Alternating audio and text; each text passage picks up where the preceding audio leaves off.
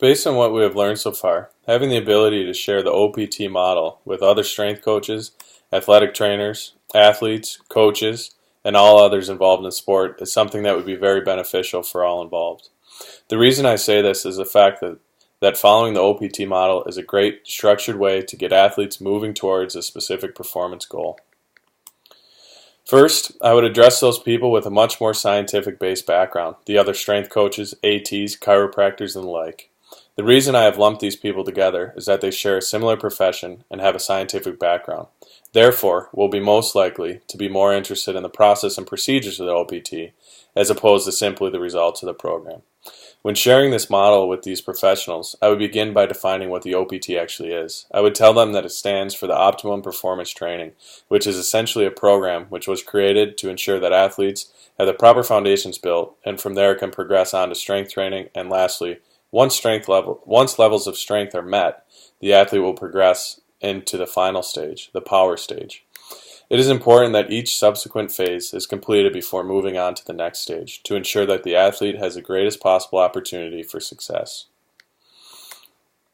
I would then utilize research articles which help give a solid scientific backing to the OPT, specifically to show the importance of the first phase, the stability phase.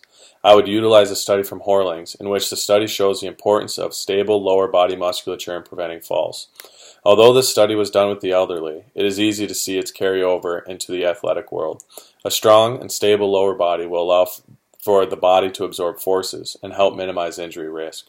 Next, I believe the strength phase will need the least explanation and sell to this population, as the use of strength training is already very common.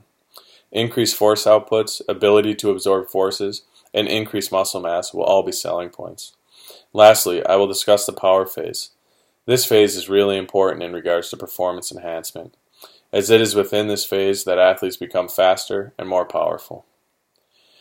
I would discuss the study by Bedoya that showed the positive effects of plyometric training on the athletic performance of soccer players. When talking to a coach, I would leave the research studies out of it. First, I would discuss how important this OPT model is in regards to preventing injuries. Spending the time in each phase before moving on to the next phase will go a long way in preventing injuries. Selling this program to a coach as a way to help keep his players on the field will be very beneficial. Next, I would spend a significant amount of time discussing strength and power phases, as those can have a huge impact on the athlete's performance. General improvements to the athlete's strength and power will almost always have a positive carryover effect to the athletic endeavor. If I was to discuss the OPT to an athlete, it would be similar to my discussion with the coach. Since many athletes are most concerned with results, I would utilize the results I've had using this program with my other athletes. Showing a first-year athlete the progress of a third or fourth-year athlete on this program will increase the chance the athlete will buy into this program.